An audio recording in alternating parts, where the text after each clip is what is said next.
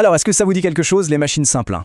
Vous savez, ces outils, assez géniaux en fait, qui permettent de soulever des charges hyper lourdes avec presque pas d'effort.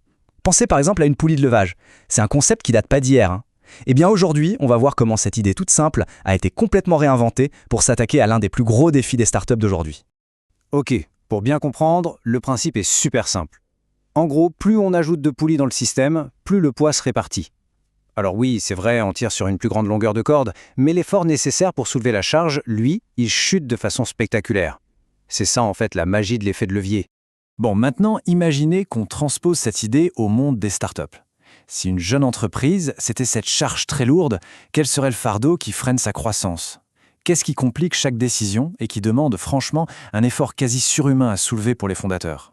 Eh bien, la réponse, c'est la gestion de l'equity, autrement dit, la répartition du capital. C'est un vrai casse-tête, une tâche hyper complexe, bourrée de pièges juridiques et financiers, et qui, en plus, devient de plus en plus lourde à porter à mesure que la boîte grandit.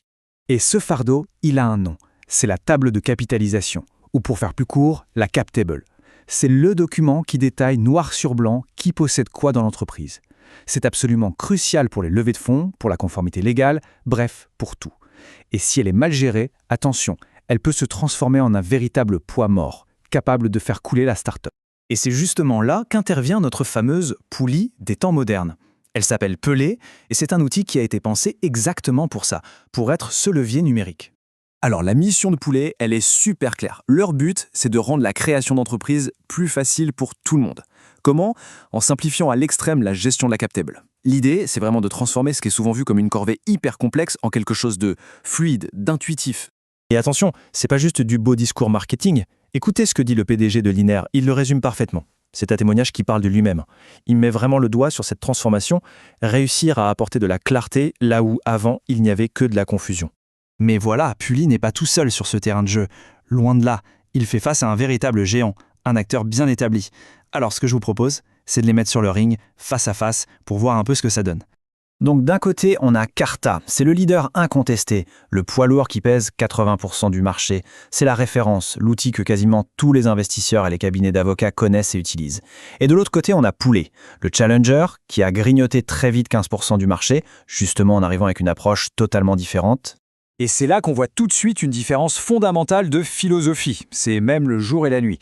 Carta, leur stratégie, c'est d'attirer les toutes jeunes startups avec une offre gratuite, sauf que les prix deviennent très vite opaques, sur devis. C'est la boîte noire. Poulet, à l'inverse, joue la carte de la transparence à fond, avec des tarifs fixes, clairs, prévisibles. Et ça, pour des fondateurs, ça change tout pour anticiper les coûts. Cette citation, elle est vraiment parlante. On voit bien que la décision, ce n'est pas juste une histoire de prix. La PDG de FlowEQ a carrément préféré payer pour Poulet, alors que Carta lui offrait 1 an. Pourquoi ? Parce que pour elle, l'élément humain était plus important. Ça nous montre bien que la qualité du support, la relation, c'est un facteur absolument décisif. Et c'est précisément sur ce terrain que Pully semble vraiment marquer des points. Il faut bien comprendre que pour une start-up qui est en pleine accélération, chaque jour, chaque heure compte. La vitesse, la simplicité, ce n'est pas du luxe, c'est une question de survie. Regardez ça, 3 à 5 jours, c'est le temps que met Pully pour sortir une évaluation 409A. C'est le document clé pour fixer le prix des stock options. En face, chez Carta, on peut attendre plus de 10 jours. Quand on est une start-up et qu'on a besoin d'aller vite, la différence, elle est juste énorme. Moins de 5 minutes, vous imaginez, c'est le temps de réponse moyen du support client chez Poulet. Mettez-vous à la place d'un fondateur qui a une question urgente, qui est bloqué. Obtenir une réponse quasi instantanée, ça change complètement la donne. Et ça continue. Environ 10 jours, c'est le temps moyen pour l'onboarding chez Poulet, avec quelqu'un qui vous accompagne de A à Z. Chez Carta, le même processus peut prendre jusqu'à 90 jours. 3 mois! Là encore, la différence de vitesse, elle est juste frappante.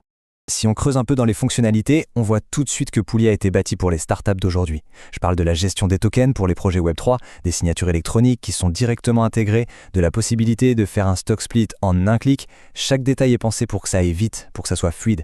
Là où avec Carta, on a souvent besoin d'outils en plus et on fait face à des délais bien plus longs. Alors, après ce grand face-à-face, la question c'est comment on fait le bon choix?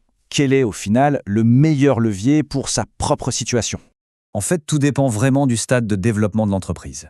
Pour simplifier, si on part d'une boîte déjà bien installée, peut-être proche d'une entrée en bourse, ou si les investisseurs sont plus à l'aise avec le standard du marché, alors oui, Carta reste un choix très solide. Par contre, si on est un fondateur au tout début de l'aventure, de Précide à la série A, et que les priorités sont la transparence des prix, un support ultra rapide et de la simplicité, Là, Pouli semble vraiment avoir été taillé sur mesure. Mais attention, il ne faut surtout pas sous-estimer la puissance de l'habitude et de l'effet de réseau. Ce témoignage le montre très bien. Carta, c'est la norme. Et parfois, le simple fait de rassurer ses investisseurs en utilisant l'outil qu'ils connaissent par cœur, ça peut être un vrai argument stratégique. C'est un facteur qui pèse dans la balance, c'est certain. Et au final, on en revient toujours à notre métaphore du début. La gestion de l'equity, c'est un fardeau. C'est un fait. Mais le choix du bon levier, lui, est absolument crucial.